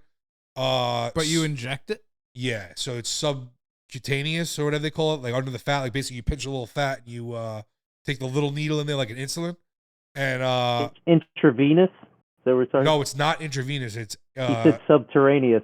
subterraneous or whatever the fuck. It's I'm telling you, Sort of it's- a subterranean. whatever the fuck you it's know, called. You homesick can alien, look I it don't up know. and you'll see what I'm talking about. It's definitely not intravenous. Intravenous is in the veins. But yeah, no, I'm just saying the peptides now changes the game because now athletes can really dial it into a different level. Like I'm gonna be honest with you, if you think guys like LeBron James and all these like specimen athletes have never taken any type of peptide, like it's like, bro, you don't really know about peptides. Like you don't get to look like Braun Strowman in the WWE Yeah, without That peptides, guy bro. looks like a The nut. the guy was a chubby little fuck, and now he's a fucking Arnold Schwarzenegger. Yeah, he looks wild. I'm just saying, but every WWE wrestler is on peptides. He And does back look in the day, wild before now. there was peptides, they were all on fucking testosterone. You got it. The only way you get to look like that, a superhuman, is by taking something. I mean, I'm sorry, but that's just the truth. There's very few people on earth who have the blood that gives you that. Yeah, because of the thing to say mean, someone looks big- natural. Well, my point is this: The big baseball thing- is the better big when thing you're you not mentioned, natural. though, is Period. like It's a more. people The sport is that better are getting if you older are and they natural. can't keep up with the younger talent anymore.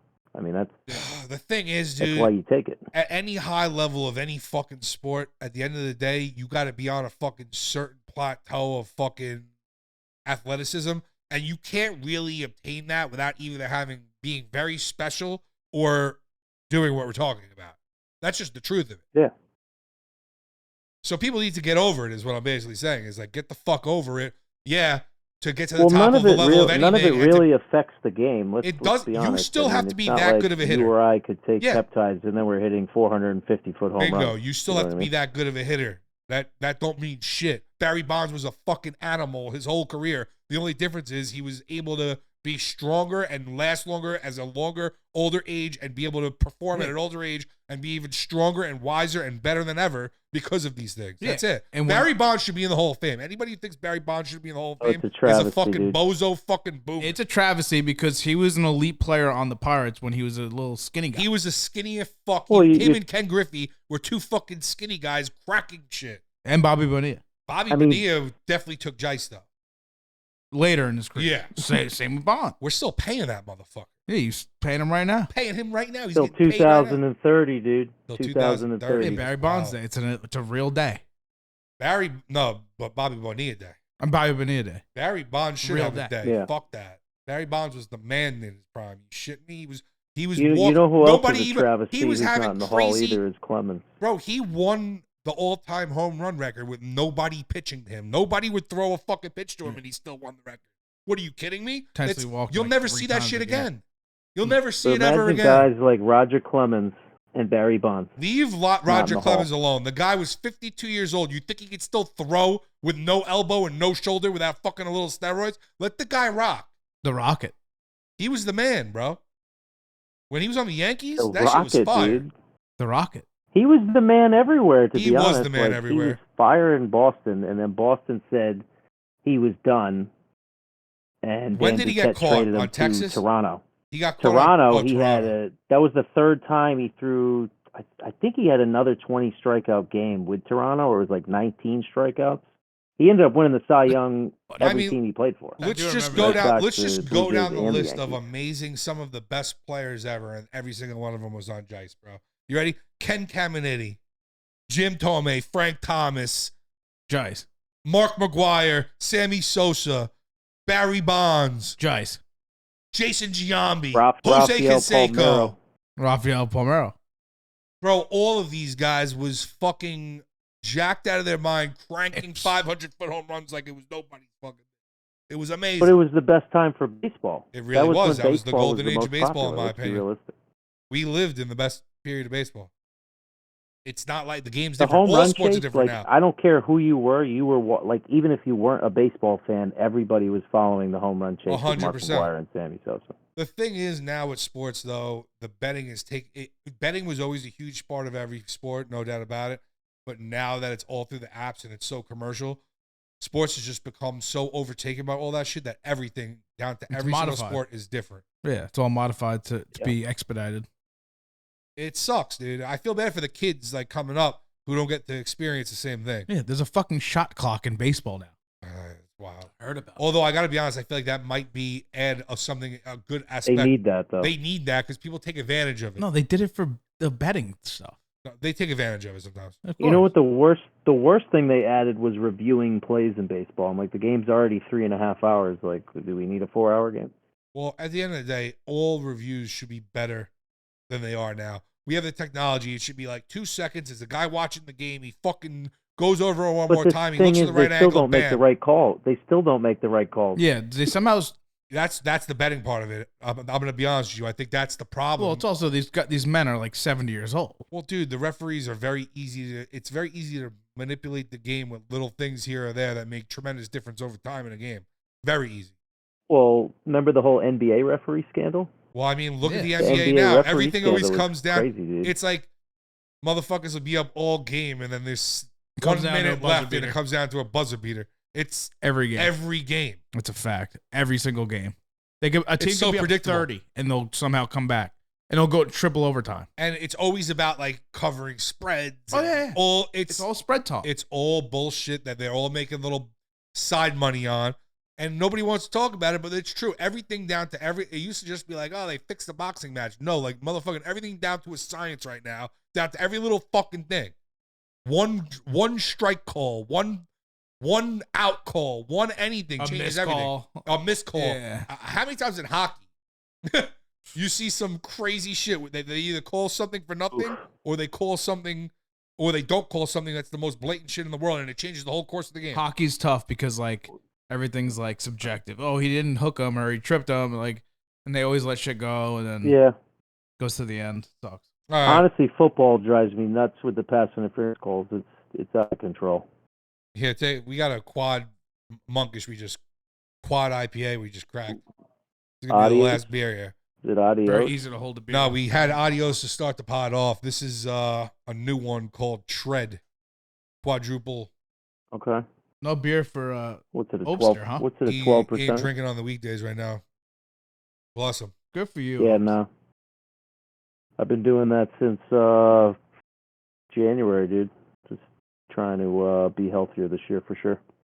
Good for you. For sure. And honestly, now it's just routine at this point. Like I don't even think about it during the week. And honestly, beer tastes better on Friday. You know. Sorry to hear that, but I am proud of you. Yeah, I mean, listen. If I could drink every day and feel fucking phenomenal when I wake up, I would. But you get sluggish during the week, you just get lazy. What else you got for us, Hope?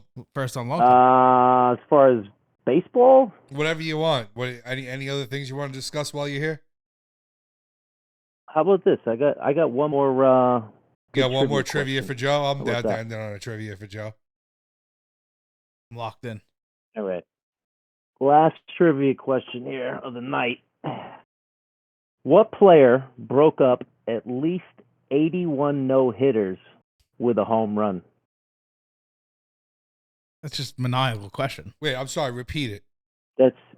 Is that not an insane stat? What player broke up at least 81 no-hitters with a home run? He broke up 81 81 himself. times this guy broke up a no-hitter. What era are we talking about, Obi? I'm going to say Tony Gwynn. Honestly, I was going to say didn't something even near know that. this stat until I looked it up today. I'm going to I say was like, Tony I need Gwynn just something because he good, has and I so was many like, hits this is a and good one. he doesn't get struck out. It's a great guess. What's your guess? I honestly think it's going to blow your mind. Well, obviously, I'm gonna. Can you give me a time era? Yeah, I mean, he played 80s, 90s, early 2000s. Okay. Moses Alou. Good answer. No. No. Home run. Yeah, I think home runs though. Well, he played in 3 decades. Kenny Lofton. I was thinking Not Kenny. Kenny Well, Lofton. he just didn't home. He didn't home runs. Manny Ramirez. Nope. This guy's rattling off names now. Yeah. I'm gonna say. I have faith I was in gonna you, say Millie. Ken Griffey Jr. Senior. Nope. Damn. The correct answer is good old Ricky Henderson. Holy It's a great shit. That's probably what we should have said. Nah, dude, I would have said stolen bases or something. He's the stolen base king, but I don't know about 81 But no-hitters. that's what. That's wild. He's a Dude, leadoff it's guy. 100 That's a crazy 100%. stat. That's a wild stat. That's clutch as a motherfucker stat. That's different work. No Right? hitters. He's like, fuck y'all, no hitters. Hitting a home run. 81 times. He wasn't really a home run hitter. No. At No. all. He was a leadoff guy. Yeah. He had his fair No. share of homers though. But you're talking. He's actually, if you look it up, I think he's up there with most leadoff home runs of all time. Wow. I mean, he was a legend. Who was the guy, Ozzie Smith, I used to like? He used to do the backflips. Yep. Ozzie Smith was a great Then there's- shortstop. Then there was Ozzie Guillen. Remember Ozzie Guillen? I remember Ozzie Another Guillen. There was a senior and a junior, right? He became a manager of the White Sox. I don't remember. I feel like there was a I junior. mean, listen, baseball is all like, lineage. It's like all the Yeah, same it's like your players playing dad again. played Think and you about it. played every time. pretty They're much. I mean, Yeah. I mean, look right now. They're Some of the proteges. best players in the league world. are somebody's son. Well, Yeah. Craig isn't Craig Biggio's kid? Craig and, Biggio's from Long Island. Shout out Craig Biggio. Big part. Yeah. What's his name? Kevin. Who's the Biggio. guy on the Blue Jays, dude? Kevin Biggio. Yeah, and then Kevon. Pardon. yeah, and then there's What is it? Kevon Biggio. Kevin. I think it's pronounced. whatever. Yeah, but who's Biggio's son, the who other gives a Blue shit? Jays guy? Who gives a shit? Oh, Anthony he's Kay, talking, no, dude. he's talking about Vlad Guerrero Jr. Yeah, Vlad Guerrero Jr., dude. Oh well, Vlad Jr. Yeah, well that's what I was about to say. You know who else? And- Bo Bichette. How about that? Oh, Bo Bichette and Bo Cecil Bichette. Fielder's kid, Dante Bichette's kid. Yeah, that kid's Prince Fielder. Prince Fielder. Dante Bichette. Don- His dad. The Blue Jays are all sons of Yeah. legends. It's actually wild. Yeah. And Anthony Kay. And Anthony Kay. Shout out Anthony Shout out Kay. Anthony Kay. And Shout out Steve, to Bobby Shout Kay. out Steve Matt. Shout out Steve Matz. I saw him at the bagel store. He's out getting bagels. Getting like a fucking bag. He's home from Nah, it was like during St. COVID. Louis? During COVID, I saw him there. I don't know about fucking that much about baseball, but I learned something today. So imagine fucking knowing nothing. But yeah, I mean, I don't know how. What are we at here, Angelo? 1 hour and 41. Yeah, I mean that That's- sounds that's about. solid. You know what I mean? That's about right. So let me just end this by thanking my boys over here, Obi-Wan Shinobi and Joey Millie over here for popping on the pod. You know, Pleasure being here. these are the sports guys, so you'll see them again, I'm sure, at some point when we do the next sports episode. Maybe, I don't know. We'll see whenever that is. But you know, until then, bro, now fucking imagine knowing nothing. Imagine. Salute. Imagine that.